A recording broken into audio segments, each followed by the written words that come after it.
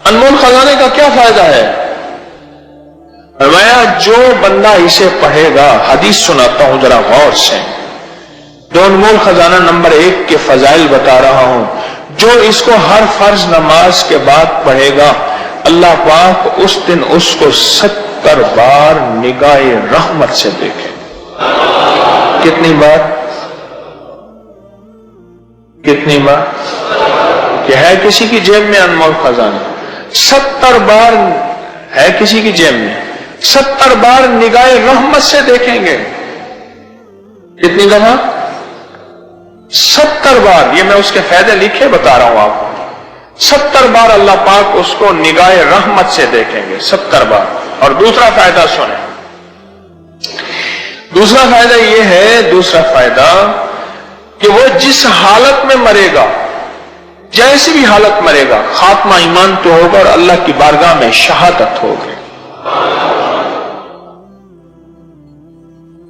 اور تیسرا فائدہ اس کا لکھا ہوا ہے، اور میں کہ اللہ پاک جل شانہ اس بندے کے لیے، جس بندے کو یہ وظیفہ کرے گا 2 انمول خزانہ، اس دن اللہ پاک اس کی حاجتیں پوری کریں گے۔ کتنی حاجتیں؟ اس کی حاجتیں اللہ پوری کریں گے۔ اور اس کی ادنا سی فرمائی یہ ہے، ادنا سے اس کا فائدہ یہ ہے، اب سنیں، فرمایا کہ جو بندہ یہ انمول خزانہ پڑھتا ہے تو کیا ہوا؟ قسم ہے میری ذات عزت و جلال اور ارتفاع مکان کی، اللہ نے اپنی عزت کی قسم کھائی ہے، اپنی عظمت کی قسم کھائی ہے، اپنے جلال کی قسم کھائی ہے۔ ذرا غور سے سنیں تو صحیح، میرا رب قسمیں کھا رہا ہے، آپ آخر ہو جاتی ہے۔ کوئی بندہ جب قسم کھاتا ہے تو سمجھ لے آخر ہو گئی ہے۔ قسم کھا کے میرا اللہ فرماتا ہے کہ جو بندہ ہر فرض نماز کے بعد اس کی تلاوت کرے گا، انمول خزانہ نمبر 1 کی بات کر رہا ہوں، تلاوت کرے گا، پہلا جو اس کا فائدہ ہوگا، میرا اللہ کہتا ہے اس کی مغفرت ہو جائے گی۔ میرے پاس ایک واقعہ آیا، اس کو بھی ذرا تھوڑا سا وضاحت سے کر دو۔ ایک واقعہ آیا، ایک صاحب مجھ سے کہنے لگے کہ میرے والد صاحب، میں اور والدہ، آپ نے مشورہ دیا تھا کہ دن رات انمول خزانہ نمبر 1 نمبر 2 پڑھنا ہے۔ کہا کہ میں نے نمبر 1 اس میں ترکیب خاص میں لکھا ہوا تھا کہ 21 بار صبح شام پڑھیں۔ میں نے پڑھنا شروع کیا، پڑھتے پڑھتے کہا کہ آپ سے درس میں سنا تھا کہ بعض عمل ایسے ہیں، بعض بندے ایسے ہیں جن کو مرنے سے پہلے اللہ جنت میں ان کا محل دکھا دیتے ہیں۔ کہا کہ میں قسم اٹھا کے کہتا ہوں، میرا اللہ نے جنت میں میرا محل دکھایا، میرے والد کا دکھایا، میری والدہ کا دکھایا، اور میں نے اپنی والد کے والد کا پوچھا محل ہے؟ کہا نہیں ہے، وہ کسی پکڑ میں ہے، وہ کسی عذاب میں ہے۔ اور میں نے پوچھا ان سے یہ جنت کا محل کیوں آپ نے میرا بنایا؟ کہا تو ہر فرض نماز کے بعد جو وظیفہ پڑھتا ہے، انمول خزانہ نہیں کہا، انمول خزانہ تو میں نے ہی نام رکھ دیا، جو وظیفہ پڑھتا ہے تیری مغفرت ہوتی ہے اور تجھ پہ اللہ کی رحمت ہوتی ہے، اور اس لیے اللہ پاک نے تیرا محل بنا دیا اور مرنے سے پہلے تجھے دنیا میں دکھا دیا۔ اب سنیں ذرا، اللہ پاک 3 قسمیں اٹھاتے ہیں، فرماتے ہیں میں اس کی مغفرت فرماؤں گا، پہلا، اور دوسرا اسے جنت نہیں دوں گا، جنت الفردوس دوں گا، جنت الفردوس میں جگہ دوں گا، اور اگلی بات ہر روز 70 مرتبہ اس پہ نظر رحمت دیکھو۔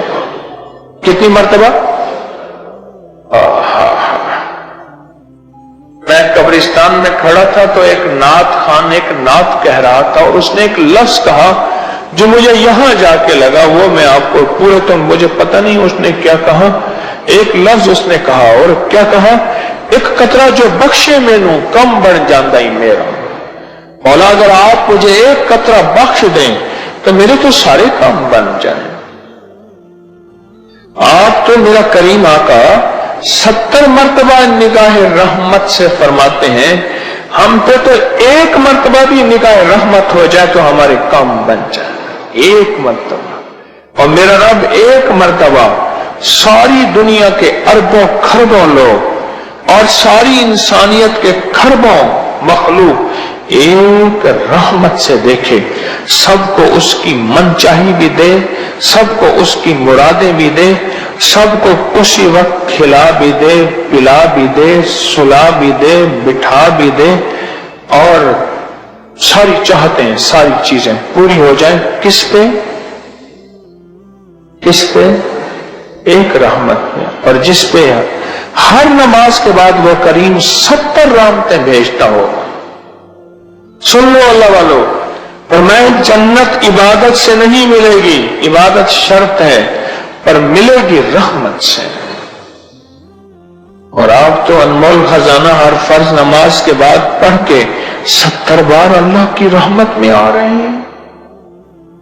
وہی جو انمول خزانہ ہر فرض نماز کے بعد پڑھتے ہیں اور انہیں یاد ہے، آج میں انہیں مبارک دیتا ہوں، مبارک دیتا ہوں، مبارک دیتا ہوں۔ میں نے کئی دفعہ لفظ مبارک کبھی کبھی کہا ہے، 3 بار اکٹھا مبارک شاید میری زندگی میں پہلی دفعہ ہو کہ میں انہیں مبارک دیتا ہوں، مبارک دیتا ہوں، مبارک دیتا ہوں،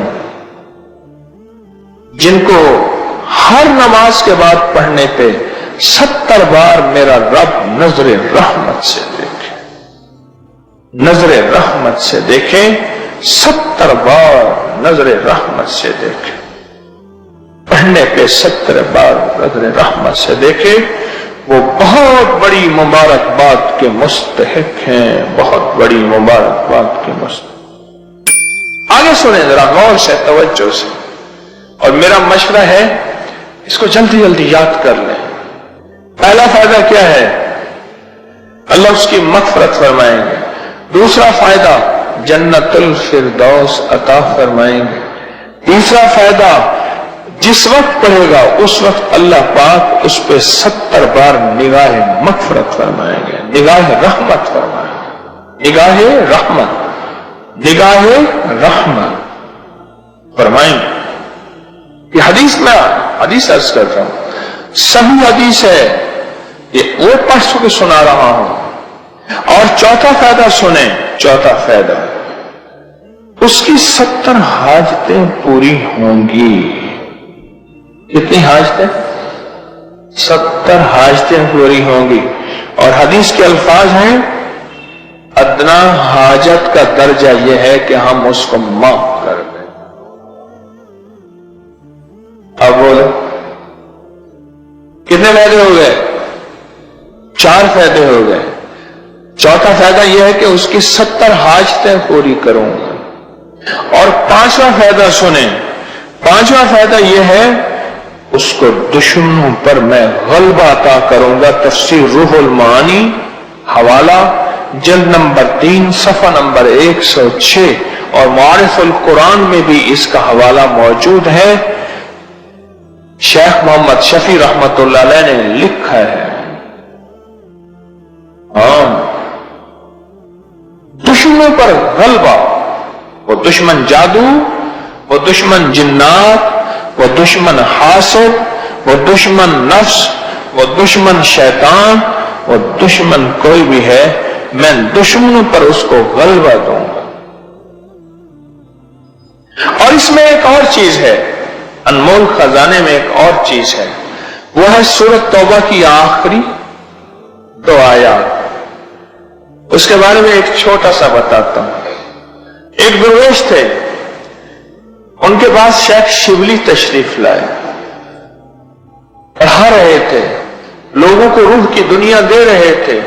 کھڑے ہو گئے، پیشانی میں بوسہ دیا، پیشانی میں بوسہ دیا، اپنے ساتھ مسند پہ بٹھایا، احترام و اکرام کیا، جاتے ہوئے ہدیہ دیا، اور وہ چلے گئے۔ بعد میں شاگرد کہنے لگے، حضرت لوگ تو ان پہ تان اور اعتراض کرتے ہیں، یوں یوں یوں یوں کہتے ہیں۔ اب سنیں ذرا غور سے، سنیں ذرا غور سے۔ من لگے میں نے جو خواب میں دیکھا ہے وہی کچھ کیا ہے۔ خواب دیکھا، یہ میرے آقا کی بارگاہ میں یہ بندہ حاضر ہوا، حضور اٹھ کے کھڑے ہو گئے، سبحان، کھڑے ہو گئے۔ میرے حضور نے ایسی پیشانی میں بوسہ دیا، پیشانی پہ بوسہ دیا، ایسی اعزاز، اکرام، احترام، پیار کیا جو میرے حضور نے کیا۔ میں نے حضور سے پوچھا خواب ہی میں، یا رسول اللہ صلی اللہ علیہ وسلم، ان کا یہ عمل کس وجہ سے ہے؟ فرمایا 80 سال سے ہر نماز کے بعد یہ بندہ لقد جاءکم رسول والی آیت، دونوں آیتیں پڑھتا ہے، اس لیے میری بارگاہ میں ان دونوں آیتوں کے پڑھنے، یعنی سورۃ توبہ کی آخری دونوں آیتوں کے پڑھنے کی وجہ سے میری بارگاہ میں یہ مقام ہے، یہ وقار ہے، یہ عظمت ہے۔ سبحان اللہ، اس سے بڑی ولایت کی انتہا کیا ہوگی؟ میرے حضور استقبال فرمائیں، میرے حضور پیشانی پہ بوسہ دیں، اور میرے حضور بٹھائیں، پیار کریں، محبت کریں، اس سے بڑا اور کیا ہوگا؟ اس آیت کے اندر تصویر بہت ہے، اس آیت کے اندر دیدار مصطفیٰ بہت ہے، اس آیت کے اندر رزق اور روزی بہت ہے، اور اس آیت کے اندر حفاظت، کفایت، کفالت بہت ہے۔ اور 5 تو آپ پڑھتے ہیں یہ آیات، اور 6 پڑھتے ہیں انمول خزانہ نمبر 1 میں دعائے ابو درداء۔ حضرت ابو درداء رضی اللہ تعالیٰ عنہ میرے کملی والے کے غلام صحابی ہیں، فرماتے ہیں کہ وہ بیٹھے تھے، ایک بندہ آیا، کہنے لگے شیخ آپ کے گھر کو آگ لگ گئی۔ میں نے نہیں لگی، بڑے اطمینان سے۔ دوسرا آیا، کہنے لگے آگ لگ گئی، میں نہیں لگی۔ تیسرا آیا، اس نے کہا آپ کے گھر کے دروازے کے، آپ کے گھر کے قریب پہنچی تھی پر بجھ گئی اور آپ کا گھر بچ گیا۔ اہل مجلس، اہل محفل نے پوچھا آقا آپ کس بنیاد پہ فرما رہے تھے؟ فرمایا میرے حضور نے فرمایا جو بندہ یہ دعا پڑھ لے گا صبح شام تک اس کا کوئی حادثہ نہیں ہوگا۔ میں یہ دعا پڑھ کے آیا ہوں، میں نے دعا بھی پڑھی ہے اور دعا کا یقین بھی لیا ہے۔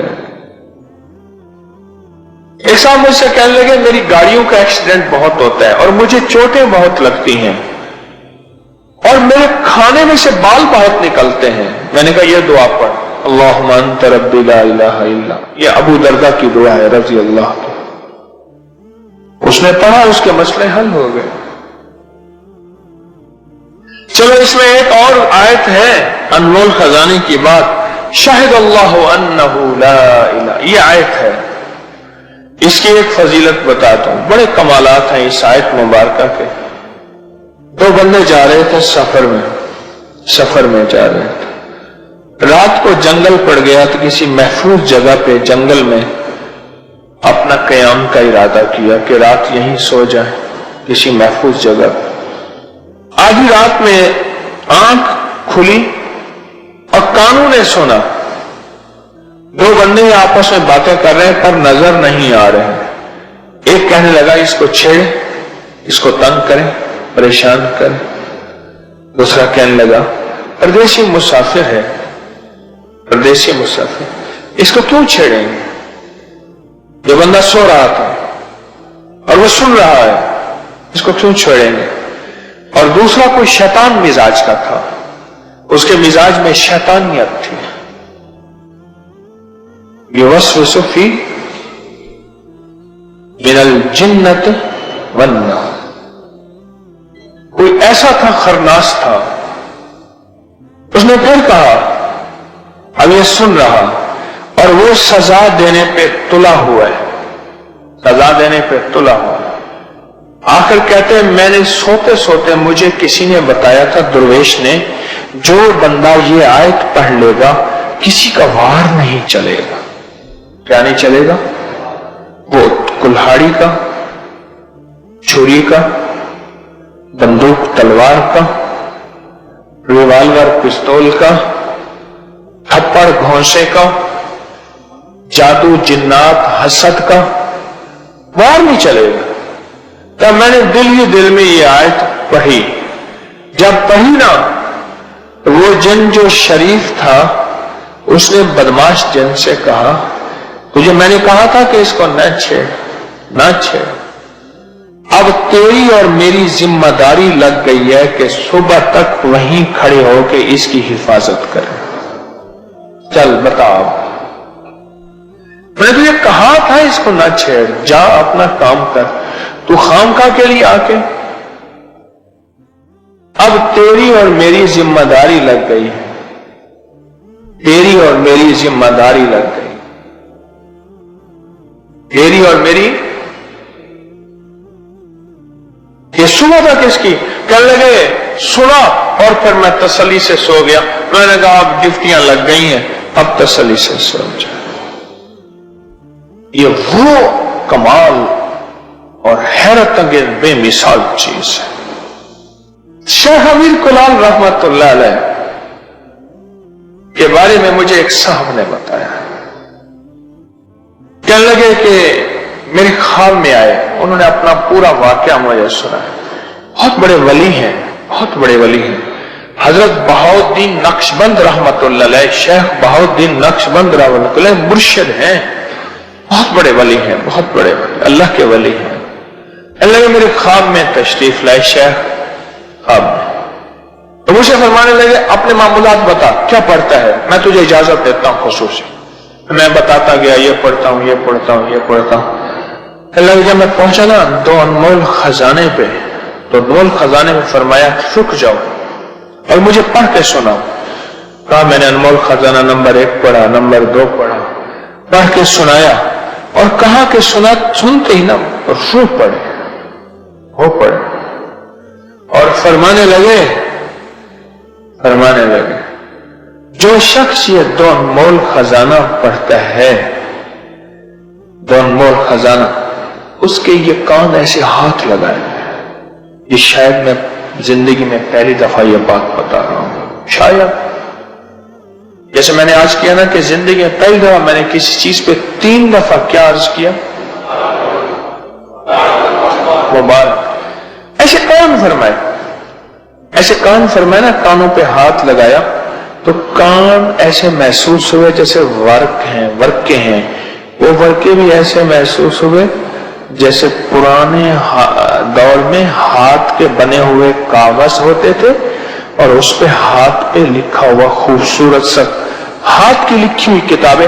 ये हमारे तबरकात के हाल में भी अब भी पढ़ी है, नीचे हाथ की लिखी हुई किताबें और हाथ के कागज तबरकात वाले हाल में पढ़े हैं हमारे। ऐसे लिखा हुआ था, ऐसे लिखा हुआ था और ऐसे सारा लिखा हुआ और कहा अनमोल खजाना यहां लिखा हुआ था और अल्लाहुम्मा अंत रब्बी दुआ और या लतीफम बेखल्किही या आलिमम बेखल्किही या खबीरम बेखल्किही उल्तुफ बी या लतीफ या अलीम या खबीर, यहां लिखा हुआ था। और मैं देखो लिखा हुआ है, जी हाँ लिखा हुआ है। पर मैं जो शख्स ये पढ़ता है ये हरूफ उसके कानों में लिखे जाते हैं और ये तख्ती होती है इन फरिश्तों को देखने के लिए। ये जो किरामन कातिबीन कंधों पे फरिश्ते बैठते हैं, ये इनको देखते हैं और अल्लाह से इसके लिए रिज्क बढ़वाते हैं, तकदीर में अच्छा लिखवाते हैं और इसके लिए बीमारियां टलवाते हैं, मुसीबतें टलवाते हैं, राहतों का सामान पहुंचाते हैं, दौलत इज्जत बरकत और खुशियां और खुशहालियों के दरवाजे खुलवाते हैं। ये फरिश्ते इसी को देखते हैं। देख रहे हो और कहा कि फरिश्ते भी देखने हैं और कहा कि फिर कंधों पे बैठे फरिश्ते भी दिखाए और कहा कि ये चीज न छोड़ना, ये नस्लों को भी देना और नस्लें भी इससे इस्तेफादा और फैज हासिल करें। ये ख्वाब बताया, उसके अनोखे फायदे बताए।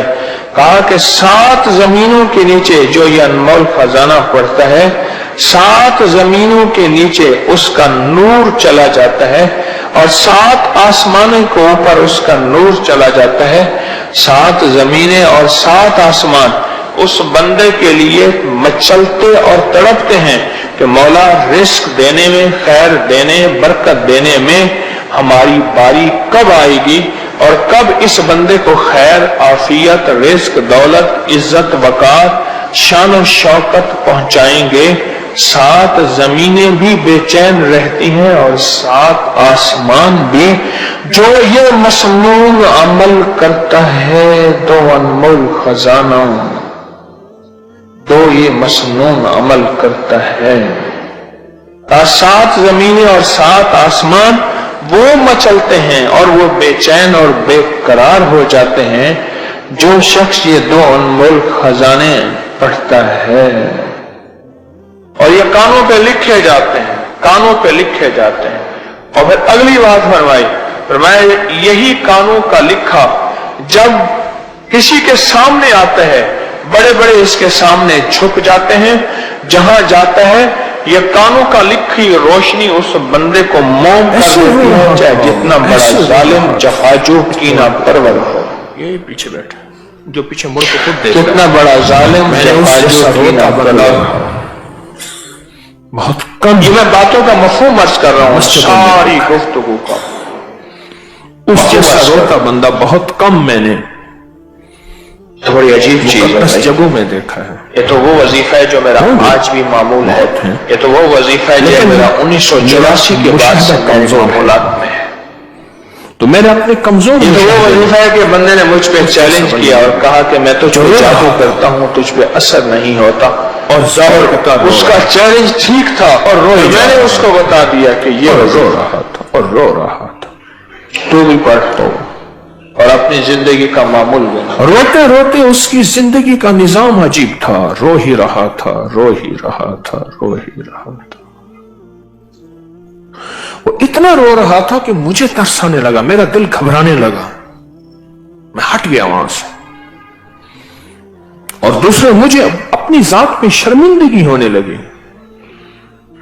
کیا میں اپنے رب کے سامنے، اپنے خدا کے سامنے، اپنے اللہ کے سامنے، خداوند یکتا کے سامنے، کیا میں آج تک میں بھی ایسے رویا، ایسا بل بلایا، ایسا تڑپا؟ زندگی کے سفر میں نے کہا ہے یقین سے طے ہوتے ہیں، قدم یقین سے طے ہوتے ہیں، زندگی کے جذبے یقین سے طے ہوتے ہیں، بے یقینی سے کبھی طے نہیں ہوتے۔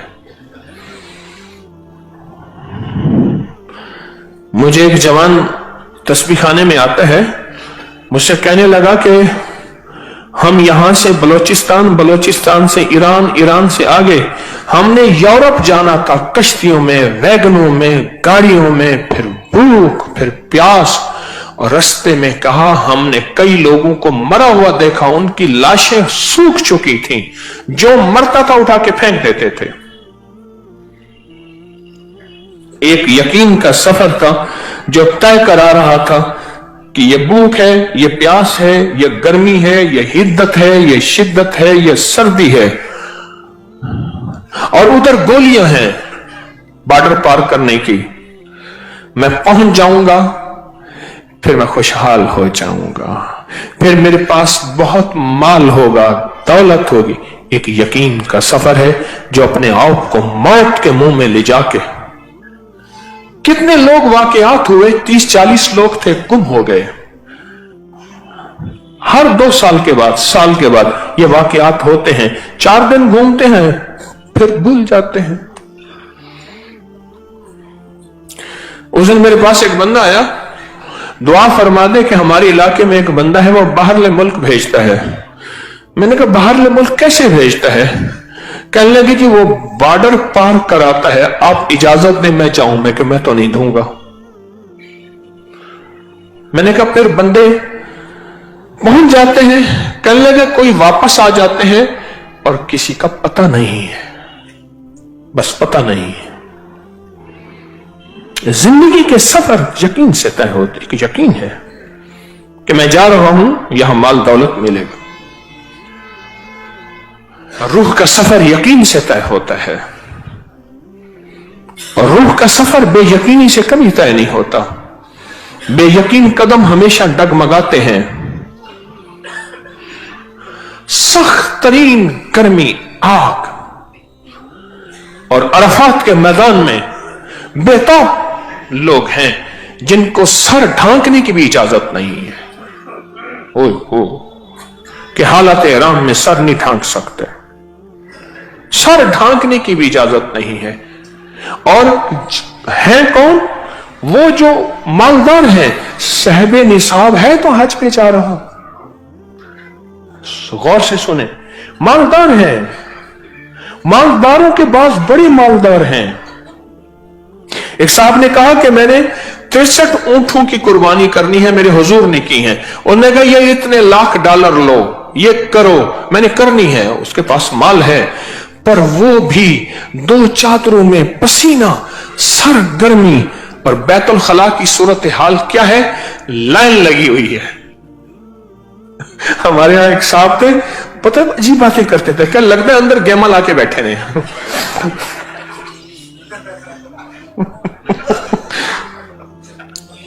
गुजरे वाले के थे, कहने लगे बैतुल खला में लगता है अंदर गेमा लाके बैठे ने। अच्छा, एक दफा बैठे बैठे अजीब बातें करता था, रोटी नहीं मिल रही थी, कहने लगे लगता है हमारा खैमा आफत ज़दा है। ये लफ्ज़ है ना, आफत ज़दा इलाका है। एक मिशन है, एक जज्बा है जो हज कराता है। चल चल के बंदों की जूती नहीं पहन सकते, वो ऐसी जूती पहने जो चलने तो दे। कि नहीं, अगली एड़ी को नंगा रखना है, सर नहीं ढांकना। मैंने क्या किया? मैंने लिया स्लीपिंग बैग और गरम ली चादर। मैंने कहा सख्त सर्दी का हज, सख्त सर्दी का हज। मुज़दलिफा में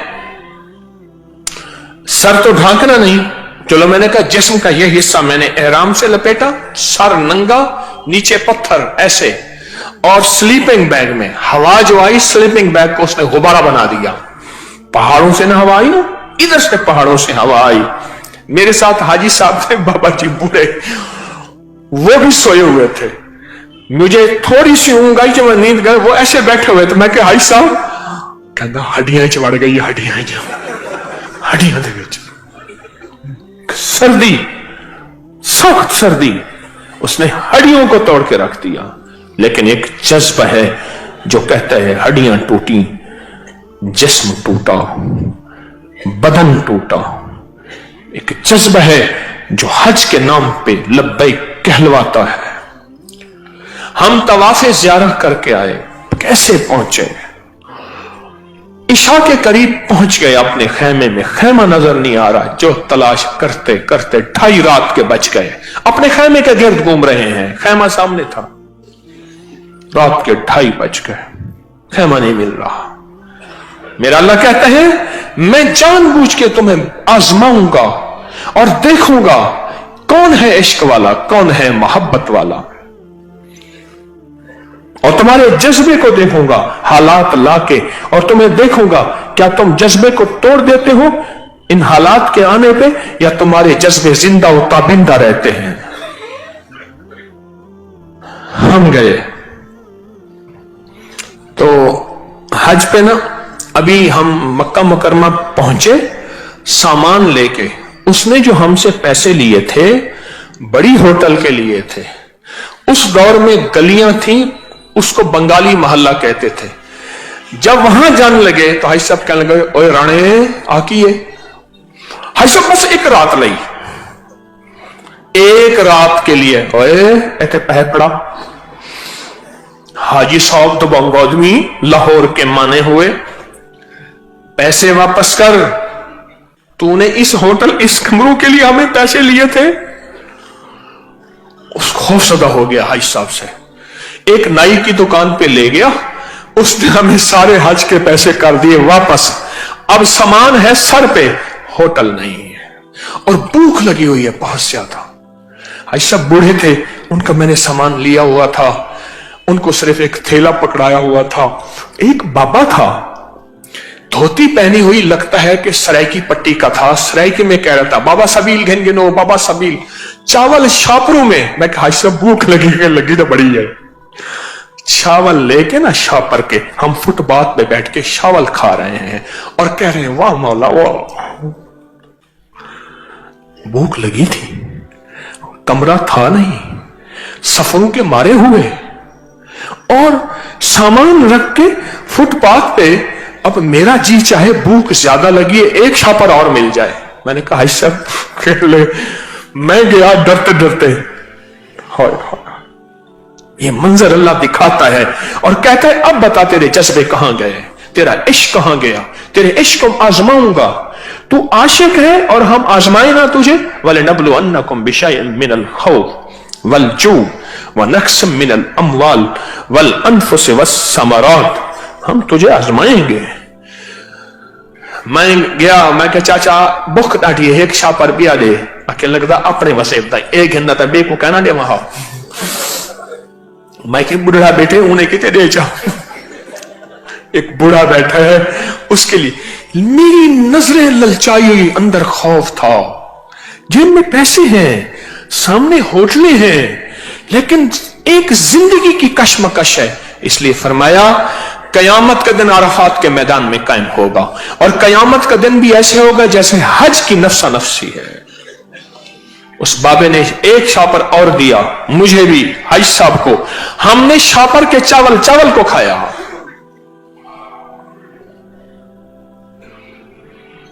मेरा इश्क हो और आजमाऊं, और वो आजमाए ना। जज्बे आजमाए जाते हैं, इश्क आजमाए जाते हैं। सख्त गर्मी, सख्त रोजा, ठंडा पानी मुंह में डाला, कुल्ली करने के लिए जी चाहता है निगल जाऊं, कौन देखेगा।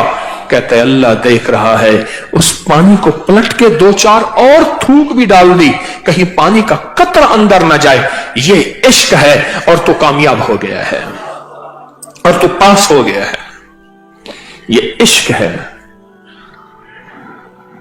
जिंदगी के सफर जज्बों से तय होते हैं, इश्क से तय होते हैं। अनदेखे सौदे होते हैं, उससे जिंदगी के सफर तय होते हैं। जी चाहता है यही पानी का घूंट अंदर चला जाए, जी चाहता है यही सब कुछ खा लो। कहा नहीं, अल्लाह का अभी अमर नहीं है। दस्तरखान सामने पड़ा है, चुप करके देख रहा है, खाने को भी पीने को भी। भूख इतनी है कि मैं बर्तन भी खा जाऊं, प्यास इतनी है कि इस बाल्टी को भी खा जाऊं, लेकिन हुक्म नहीं, अभी तूने नहीं खाना। और जब हुक्म आ गया है इफ्तार करने का, अब तू कहे मैं अल्लाह को अपना सब्र दिखाऊंगा। अल्लाह कहता है फिर रोजा तेरा है, मेरा नहीं है। ये इश्क है। नहीं मेरा अल्लाह, मैं 1 घंटा बाद इफ्तारी करूंगा, मैं 2 घंटे बाद करूंगा। तुझे अपना सब्र, अपना हौसला, अपनी मुशक्कत, अपना मुजाहिदा दिखाऊंगा। अल्लाह कहता है नहीं, अब मेरा हुक्म है, खाना छोड़ दे सहरी में, मेरा हुक्म है इफ्तारी में शुरू कर दे। तेरी ट्रेनिंग हो रही है रमजान के अंदर कि हुक्म को मानना है, दिल चाहे ना चाहे, जमाना कहे ना कहे। जब हुक्म आ जाए फिर बस मेरी सारी चाहतें कुर्बान, मेरे सारे जज्बे कुर्बान, मेरी सारी आदतें कुर्बान, मेरे सारे रस्म और रिवाज कुर्बान। जब हुक्म आ जाए, सफर जज्बों से तय होते हैं, जज्बों से तय होते हैं और इश्क से तय होते हैं। सफर जज्बों से तय होते हैं। कोई जज्बा है जो आपको दुनिया जहान छुड़वा के तस्बीह खाने में लाया है। कोई जज्बा है कि लोग कहते हैं अब तस्बीह खाने में इस वक्त तरावी खत्म हुई है, फकीर की कुछ महफिल है, कुछ बातें होंगी, और पूरी दुनिया ऑनलाइन बैठी हुई है, सुन रही है। फजर के वक्त पूरी दुनिया बैठी सुन रही है। किसी की रात, किसी की सुबह, किसी की शाम, किसी की दोपहर, कोई थका हुआ, कोई कारोबार में, कोई जॉब में। जज्बे हैं, हर चीज छुड़वा के बैठे होते हैं, और हर चीज छुड़वा के हमातन गोश। ये जज्बे हैं, ये सफर जज्बों से तय होता है, ये सफर जज्बों से तय होता है, ये सफर जज्बों से तय होता है। اور جو जज्बों से सफर जारी रखता है वो जिंदगी में कामयाब तरीन इंसान है। और जिसके सफर में जज्बे नहीं होते वो कहते हैं हाँ जी मेहनत कर रहे हैं, बस हजरत तस्बीह पढ़ रहे हैं, वो हजरत जिक्र कर रहे हैं। अरे तेरे जज्बे फैसले करवाएंगे, तेरे अंदर जज्बे होंगे तो। वक्त के बादशाह को ख्वाब में मेरे हुजूर तशरीफ लाए, फरमाया दो कुत्ते हैं केरी आंखों वाले मुझे परेशान कर रहे हैं। एक तफसीली ख्वाब है। बादशाह दिमश्क में है और नाम नूरुद्दीन आए। मैं उसके मजार पे गया, 2 दफा गया, खामोश खड़ा। मैं कहता वाह तू क्या अजीम इंसान था, तुझे आका ने चुना था, आका ने तेरा इंतखाब किया था। फिर नूरुद्दीन जंगी के शागिर्द सलाहुद्दीन अयूबी वो साथ ही सो रहे हैं, वो साथ ही सो रहे हैं। फिर ख्वाब आया।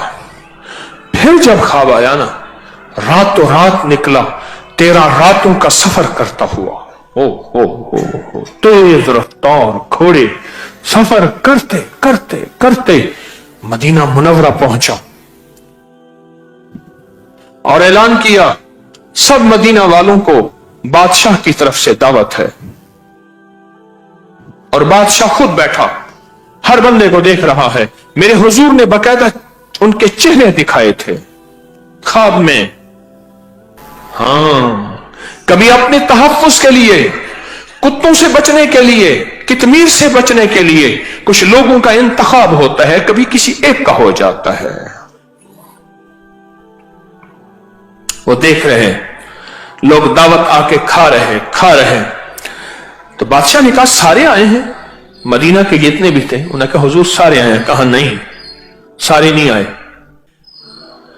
सारे नहीं आए। उन्होंने कहा हुजूर 2 अफराद ऐसे हैं जो बड़े सखी हैं, सारा दिन लोगों को मशकी से पढ़ के पानी पिलाते हैं, गरीब परवरी करते हैं, बहुत मिस्कीन अल्लाह वाले हैं। हुजूर के रोजे के साथ एक रुबात है, वहां रहते हैं, मैं उनको बुलाओ। जब देखा ना तो फरमाया यही है, 2 कुत्ते हैं जो मुझे तकलीफ दे रहे हैं। क्या मेरे नबी के साथ रब नहीं था? क्या मेरे नबी अलैहिस्सलाम का अल्लाह नहीं था? मेरा अल्लाह छोड़ गया था? कायनात के आखिरी इंसान को समझाना था एक सबक। आपने फरमाया इनको गिरफ्तार कर लो। उनको गिरफ्तार किया। गिरफ्तार करने के बाद मैं इनकी रिहाइश कहां है, ले चलो मुझे। बेताब था, सफरों का मारा हुआ था, पर हुजूर की ज़ियारत और हुजूर ने फरमाया, ढूंढते ढूंढते कुछ चीज ना मिली। एक चटाई उठाई तो देखा नीचे पत्थर है, पत्थर उठाया तो नीचे गार है। वो रोजाना गार में खोदते थे, किसी तरह हुजूर का जिस्म मुबारक यहां से उठा लें। और वो करीब पहुंच चुके थे कदमैन शरीफैन के, मेरे आका के कदमों के करीब पहुंच चुके थे। वो रात को उन मशकीजों में मिट्टी भरते थे और बकी की तरफ सारा जंगल था, वहां मिट्टी फेंक के आते थे। और दिन को उन मशकीजों को धो के लोगों को पानी सखावत करते थे और बहुत अल्लाह वाले मशहूर थे। जबकि वो नहीं थे, वो मेरे अल्लाह के दुश्मन थे, वो मेरे हबीब के दुश्मन थे।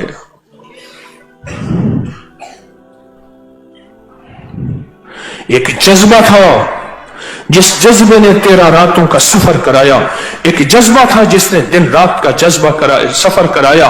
फिर फरमाया हुजूर के रोजे के इर्द गिर्द शीशे की दीवार पानी तक करवाई बादशाह ने कि दुनिया की कोई चीज फिर इसको तोड़ ना सके।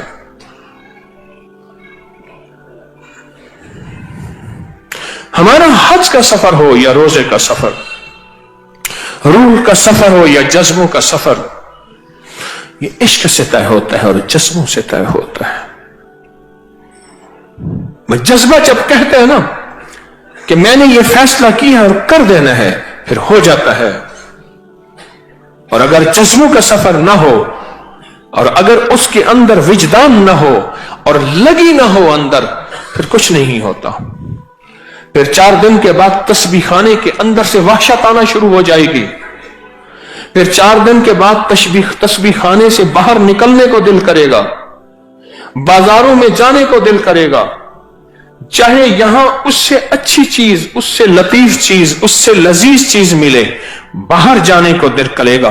جب جذبے ماند پڑ جائیں گے، جب جذبوں پہ زوال آ جائے گا، جب جذبوں پہ زنگ لگ جائے گا، جب جذبوں کو دیمک کھا جائے گی، جب جذبے مردہ ہو جائیں گے، جب جذبے زندہ ہوں گے، پھر کہے گا یہ پانی ہے، سکون ہے، یہاں راحت ہے، یہاں زندگی ہے، باہر کا مارا ہوا تو یہاں آیا ہوں. اے میرے اندر کا نفس اور شیطان، مجھے گمراہ نہ کر، مجھے یہاں رہنے دے، میں باہر کا مارا تو آیا ہوں. اب مجھے باہر کے مار دیتا ہے اور کہتا ہے کہ موبائل اٹھا اور باہر نکل. طالب علم آپس میں کھیل رہے تھے. ان میں ایک طالب علم جن بھی تھا. ایک سپیرا آیا، سانپ والا. تو تھے تو طالب علم آپس میں، تو اس نے کہا، جن نے، انہوں نے کہا کوئی آج اس جوگی سے کھیل کھیلتے ہیں. جن نے کہا میں سانپ بن جاتا ہوں، اللہ نے مجھے اختیار دیا ہے، میں سانپ بن جاتا ہوں. یہ مجھے اپنی بین بجائے گا اور اپنی پٹاری میں ڈالے گا، میں آؤں گا نہیں، اس کو ستاؤں گا، پریشان کروں گا، تماشا دیکھتے ہیں. اب جناب وہ سانپ بن گیا. انہیں کہا بابا ہمارے پاس سانپ ہے، سانپ ہے. اس نے بیٹھ کے بین بجانی شروع کی. بین بجاتا گیا اور دھن بڑھتی گئی، سارو سوز بڑھتا گیا، اور وہ سانپ کبھی ادھر جائے، کبھی ادھر جائے، کبھی ادھر جائے، ادھر جائے ٹکرائے ادھر آئے، ادھر جائے ٹکرائے ادھر آئے. بہت دیر تک کشمکش چلتی رہی، چلتی رہی، چلتی رہی، چلتی رہی. اس نے پٹاری کا منہ کھولا ہوا تھا کہ اسی میں آ. وہ کہ میں نہیں آتا. یہ بین بجائے جا رہا، بین میں سے شعلے نکل رہے ہیں، نکل رہے ہیں، ایک کشمکش چل رہی ہے. بڑی دیر کے بعد سانپ آیا پٹاری کے اندر. اس نے کہا پٹاری بند اور جانے لگا. انہوں نے کہا ہمارا کلاس فیلو ہے، دوست ہے. انہوں نے کہا سانپ ہے. پیسے دے دلا لے کر کے اس کو چھڑوایا اور گیا. جب وہ واپس شکل میں آ کر کیا بنا؟ انہوں نے کہا شکر ہے تم نے چھڑوا دیا. ہوا کیا؟ اس نے کہا یہ بین نہیں تھی، اس کے پاس کوئی اسم تھا. اس نے چاروں طرف سے آگ کا ایک کڑا دے دیا تھا، آگ کا ایک حصار تھا. میں ادھر جاتا تو مجھے آگ کھاتی تھی، میں ادھر، مجھے نظر صرف پٹاری آتی تھی. بس اسی میں میرے لیے راحت بھی ہے، اسی میں میرے لیے نجات بھی ہے، اسی لیے میرے لیے خیریت بھی ہے. میں نے کہا پٹاری میں نے جانا نہیں ہے، وہاں تو میں نے جانا نہیں. آگ آگ آگ. آخر کار میں تھک کے پٹاری میں چلا گیا. یہ تسبیح خانے کی پٹاری میں رہا ہے، ہر طرف سے آگ ہے. کہیں جادو کی، کہیں جنات کی، کہیں نظر بد کی، کہیں ناکامیوں کی، کہیں قرضوں کی، کہیں حالات کی، کہیں سختیوں کی، کہیں گناہوں کی، کہیں بربادیوں کی، کہیں نافرمانیوں کی. آگ ہی آگ ہے. اس آگ سے نکل کے تو یہاں آئے ہیں، اس آگ سے نکل کے تو یہاں آئے ہیں اور جذبوں کے ساتھ آئے ہیں. خیال کرنا ان جذبوں پہ سوال نہ آئے، ان جذبوں پہ گرد نہ پڑے، ان جذبوں کو دیمک نہ کھائے، ان جذبوں کو زنگ نہ لگے. خیال کرنا 4 دن پرانا ہو جائیں تو جگہ کی قیمت، عظمت بڑھ جاتی ہے، عظمت بڑھ جاتی ہے، ختم ہو جاتی ہے. میں ایک دفعہ مدینہ منورہ بیٹھا تھا، غالباً 10واں دن تھا. میرے پاس 2-4 احباب تھے. میں نے کہا پہلے دن اور 10ویں دن کی ذرا حالات بتاؤ. جو پہلے دن مدینہ آئے تھے اس دن کی کیا کیفیت تھی اور آج کی کیا کیفیت ہے؟ سب کہنے لگے وہ عظمت، وہ ولولہ، وہ شوق اور وہ جذبہ کم ہو گیا ہے، وہ نہیں رہا. ہاں یہ بہت اہم بات ہے, بڑی باریک بات ہے, بہت اہم بات ہے. ہمارے جذبے ہمیں چلائیں گے, ہمارے جذبے کہیں گے یہ تسبیح کر. اس وقت یا وہابوں کا عمل ہے, اس وقت مسبب الاسباب کا عمل ہے, اس وقت عصر کے بعد ذکر خاص ختم خواجگان کا عمل ہے, اس وقت تراویح کا وقت ہے, اور میں نے تراویح میں حشاش بشاش ہو کے قرآن سننا ہے, اور اس قرآن سننے میں میرے مسئلے حل ہونے ہیں. فَاسْتَمِعُوا لَهُ وَأَنصِتُوا, غور سے سنو, توجہ سے سنو. بس تمہارا کام اتنا ہے. قرآن نے یہ نہیں کہا اس کی تفسیر پہ غور کرو, قرآن نے یہ نہیں کہا اس کے ترجمے پہ غور کرو, قرآن نے یہ نہیں کہا کہ اس کے نزول پہ غور کرو, قرآن نے یہ نہیں کہا کہ یہ مکی صورتیں ہیں, قرآن نے یہ نہیں کہا کہ یہ مدنی صورتیں ہیں, قرآن نے یہ نہیں کہا کہ یہ حنین میں آیت نازل ہوئی, یہ بدر میں ہوئی, یہ مکہ میں ہوئی, یہ حدیبیہ میں ہوئی. نہیں کہا. قرآن نے صرف اتنا کہا ہے فَاسْتَمِعُوا لَهُ وَأَنصِتُوا.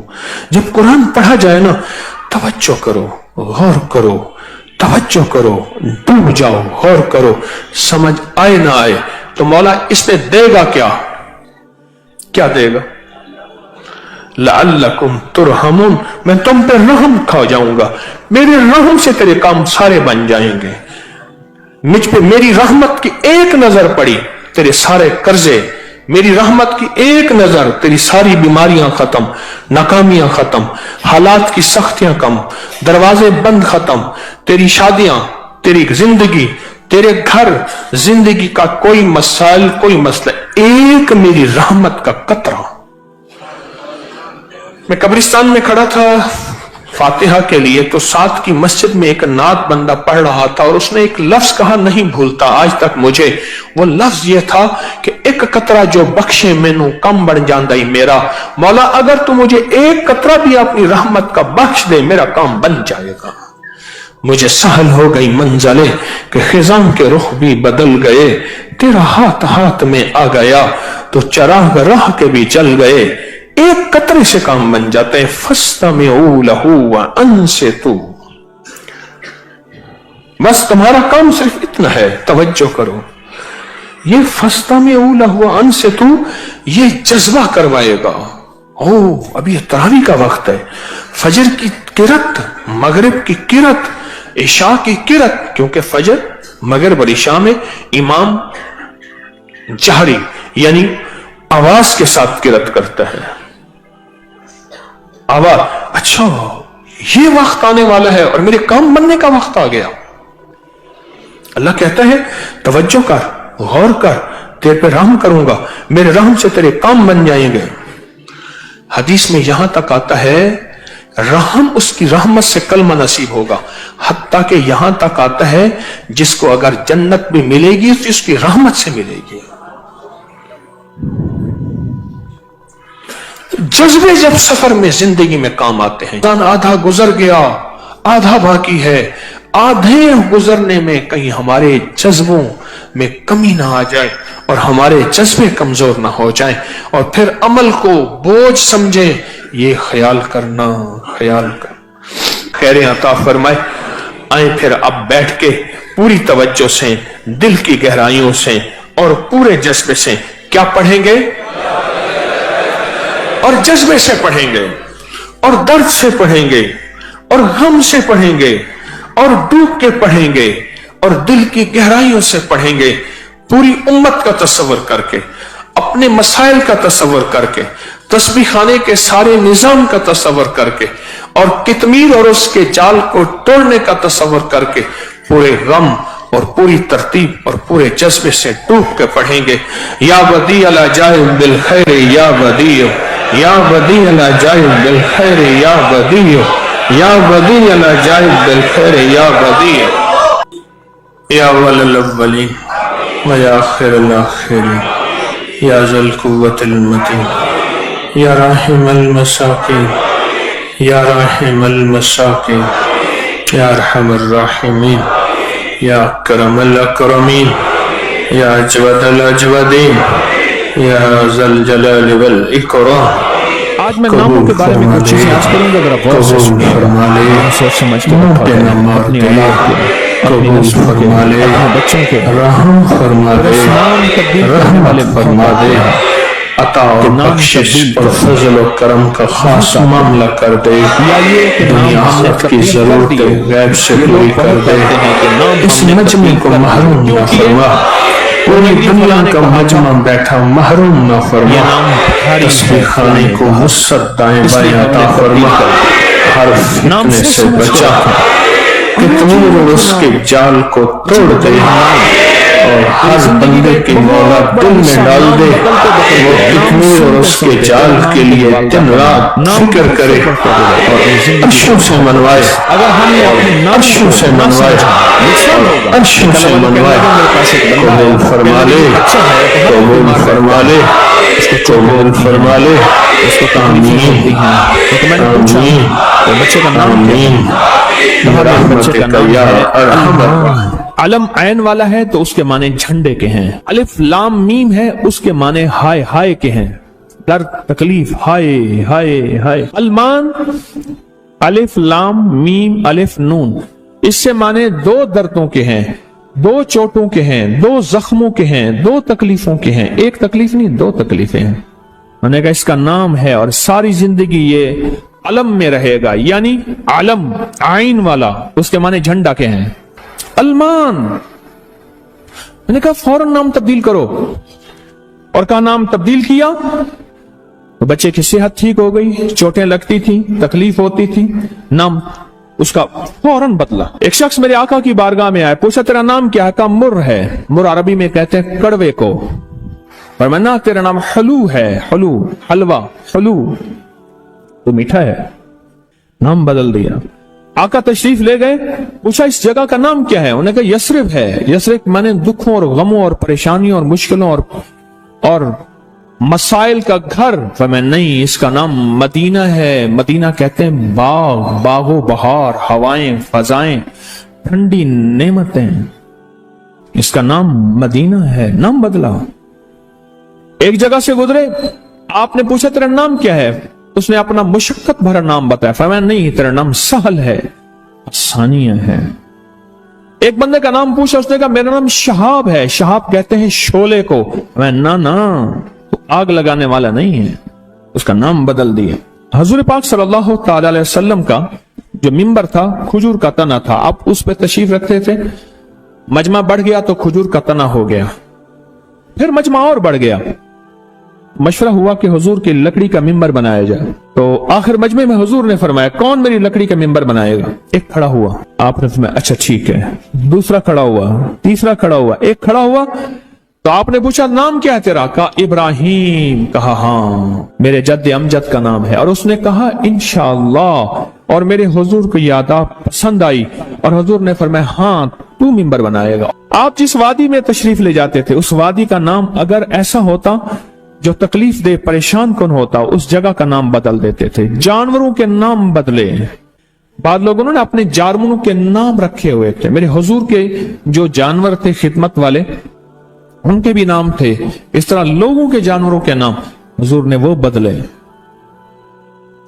آپ کہتے ہیں نام کچھ نہیں ہے، میں کہتا ہوں بندے کا نام آج کے بعد شیطان رکھ لیتے ہیں، اب تشریف لاتے ہیں جناب محترم شیطان صاحب، کما کر انہوں نے کہا جی فرعون صاحب تشریف لاتے ہیں، بھائی عجیب بات ہے، تم نے لفظ صاحب کی بھی توہین کی ہے، فرعون کے ساتھ صاحب لگے، شیطان کے ساتھ صاحب لگے۔ اچھا انہوں نے کہا آپ کو تکلیف ہوئی، معذرت چاہتے ہیں، ناموں انہوں نے کہا ناموں سے کیا ہوتا ہے؟ انہیں تکلیف معذرت چاہتے ہیں، ہم آپ کا نام رکھ لیتے ہیں دجال۔ اب تو ٹھیک ہے، یہ بڑی زیادتی ہے، پریشان ہوئی، چلو آپ کا نام ابو جہل رکھ لیتے ہیں، بولے پھر کیا ہوگا؟ نام ہے، نام سے غصہ آ گیا ایک دم، اس نے کہ جی ابو جہل آ رہا ہے۔ میں طواف زیارت کر کے نا عزیزیت کی طرف جا رہا تھا، ایک ٹیکسی لی، رش تھا بہت زیادہ، ایک ٹیکسی والا نا ایسے نکل رہا تھا، اس میں سے نکلتے نا تو میرے ساتھ ٹیکسی والا بیٹھا تھا، عرب تھا، اس نے شیشہ کھولا، شیشہ کھول کے کہا حیوان، پھر شیشہ بند کر کے چل پڑا، تو جانور ہے، मालूम हुआ लफ्ज हैवान कहना भी कितना भारी लफ्ज है, उसने सारा गुस्सा सिर्फ इससे निकाल दिया, हैवान। नामों का हमारी जिंदगी पे असर है। आले रसूल नामों की कितनी एहतियात करते थे और नामों पर कितनी तवज्जो करते थे। आले रसूल की जिंदगी में नामों पे कितनी एहतियात थी और नामों के ऊपर कितना तवज्जो फरमाते थे और नामों के कितना ज्यादा सोच समझ के रखते थे। मैं आज आपको वो नाम बताता हूं कि उनकी जिंदगी में नाम कौन से थे, उनके खानदान के नाम कौन से थे। ये जो 72 शुहदाए करबला हैं, मैं उनके नामों की लिस्ट आपके सामने, आप इन नामों को देखें कि खुद मेरे कमली वाले ने अपने बेटों के नाम और अपने नवासों के नाम क्या रखे। मैं जब हजरत इमाम हसन पैदा हुए तो मशवरा हुआ इसका नाम हर्ब रखा जाए। हर्ब कहते हैं बहुत ज्यादा ताकतवर, ऐसा कि जो हर किसी को हरा दे, पूरे लश्कर पे गालिब आ जाए। फरमाया नहीं, इसका नाम अर्शों से आया है। मेरे अल्लाह कहता है इस मेरे बेटे का नाम हसन, अर्श से आया नाम आया है, जमीन से नाम नहीं आया। फिर हजरत हुसैन पैदा हुए, फिर उनके बारे में फरमाया इसका नाम क्या रखा जाए, कहा हर्ब रखा जाए। फरमाया नहीं, अल्लाह ने अर्शों से इस मेरे बेटे मेरे नवासे का नाम रखा है हुसैन। नामों को सोच समझ के रखा। अपने बेटों का नाम कासिम रखा, तैयब ताहिर रखा, नाम सोच समझ के। अब्दुल्ला है, सोच समझ के। अपनी बेटियों का नाम देखिए कितने कैसे रखा, रुकैया, उम्मे कुलसूम, ज़ैनब, फातिमा, रिजवानुल्लाह सलामुल्लाह ताला अलैहिम अजमाइन। नाम एहतियात से रखे। वो कहते हैं जब से मैंने दरवाजे पे लगाई है मेरे घर से टेंशन, परेशानी, बेसुकूनी खत्म हो गई है। तो बता दो ये आयत नजर बद का बेहतरीन इलाज है। खातून का जवान बच्चा था, जादू से उसकी कमर टेढ़ी हो गई थी। एक किसी ने तस्बीह खाने से ही सुना होगा, उन्होंने बताया, जादू टूट गया और कमर सीधी हो गई, जवान बेटा सेहतमंद हो गया। ये बात है। और किसी को इस आयत का कोई कमाल, कोई तासीर, कोई नफा, कोई फायदा, कोई मकोड़े हों कि वो किसी ने आजमाया? आपने आजमाया और किसने आजमाया? आप। जिस घर में सांप हो, बिच्छू हो, कीड़े हो, मकोड़े हो, छिपकलियां हो, काकरोच हो, दीमक हो और घर में कोई अनोखी चीजें निकलती हो और जुओं का भी लाजवाब इलाज है, जिनके सर पे जुएं में नहीं जाती। और एक बात आपको बता दूं, ये आयत नजर बद का बेहतरीन इलाज है और ये वजीफा जिन्नात शयातीन का खुद कारी इलाज है। एक छोटी सी आयत है, 3 साल हो गए मैंने लगाई है, कह रहे हैं। उसके बाद सांप जहर हुए, मरे हैं, लेकिन उन सांपों ने मेरी जानवरों को नहीं काटा और उससे पहले मेरे 3 जानवर जाए हो चुके हैं। वो कहते हैं जब से मैंने दरवाजे में लगाई है मेरे घर से टेंशन, परेशानी, बेसुकूनी खत्म हो गई है। वो कहते हैं जब से मैंने दरवाजे पे लगाया है मेरे घर में चैन आता है, सुकून आता है, बीमारियां खत्म हैं। और अगला कहता है जब से मैंने ये लगाए हैं मेरे घर से चोरियां खत्म हो गई हैं, जेवरात और पैसों की चोरियां। याद रखिएगा, सारी दुनिया की साइंस जहां से जहां चली जाए, मेरे कमली वाले की वही और जो अर्शी निजाम है और अर्शी हिफाजत का निजाम है, ये सारी जिंदगी रहेगा। क्या है मेरा कमाल है? नहीं, कुरान और वही का कमाल है। हम तो खताकार हैं, लेकिन फिर भी सोचता हूं वही की बरकत हमारे लिए भी है। अल्लाह इतनी बरकतें दे देता है। मैं सहरा में बैठा था, मार्च था, बड़ा बहार का मौसम होता है सहरा का, सांप बिच्छू बहुत निकलते हैं, बहुत ज्यादा होते हैं। मैं बैठा था एक झोंपड़ी में, इधर से धूप आ रही थी, इधर से धूप, बैठा रहा। ये मैंने पढ़ा हुआ था। जब मैं घंटों के बाद उठा ना, तो मेरे नीचे कोई खेस बिछा हुआ था। मैंने जो खेस उठाया, इतना बड़ा कन खजूरा मेरे नीचे से निकला और नीचे से निकल के वो कन खजूरा एक केस मेरे पास आया। मैं सिर्फ देखने की बात कर रहा हूं। वो ये आया कि मेरे कमरे में सांप की लकीर जाती है, کچے گھر، کہاں ماربل، کہاں چیزیں، کچے گھر. دراصل وہ سانپ کی لکیر نہیں تھی، وہ اصل میں آپس میں سینگ اڑے ہوئے تھے. کوئی گھر میں کوئی آپس میں دشمنی اور مخالفت چل رہی تھی. ایک دیورانی ایسا کرتی کہ وہاں ایسے انداز سے لکیر اس کے کمرے میں لگا دیتی کہ سانپ یہاں سے کمرے کے اندر داخل ہوا ہے. یہ زبان کی تیز تھی، وہ بالکل ٹھنڈی میٹھی تھی، ایویں جی گھیو دا گھڑا ہوتے.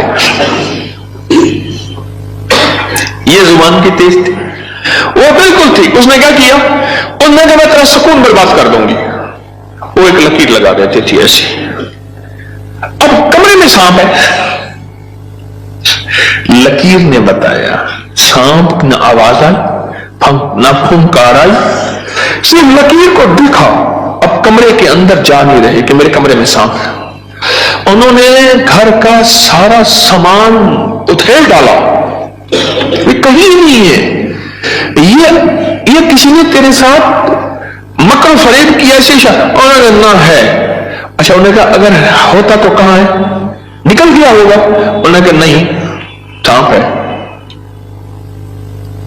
سانپ کیس میرے پاس آیا کہ جی سانپ کے اوپر کوئی جادو کیا گیا ہے، لہذا سانپ میرے پر مسلط کیا گیا.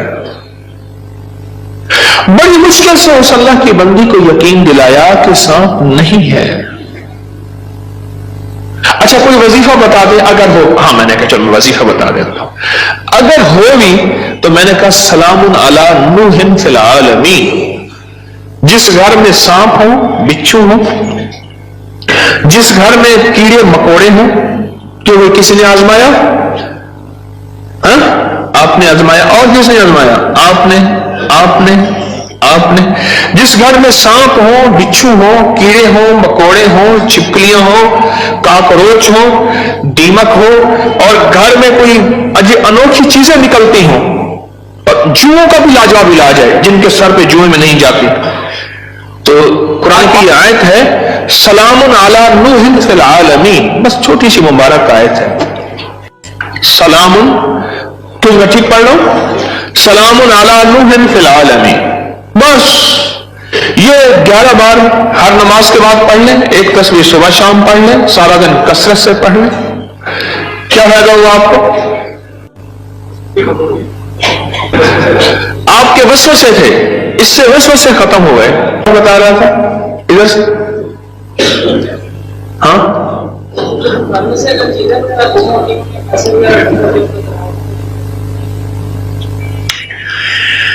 پھر موضوع رخ، میرا درس کا رخ بدل جائے گا. تم یہ بات نہ کرو.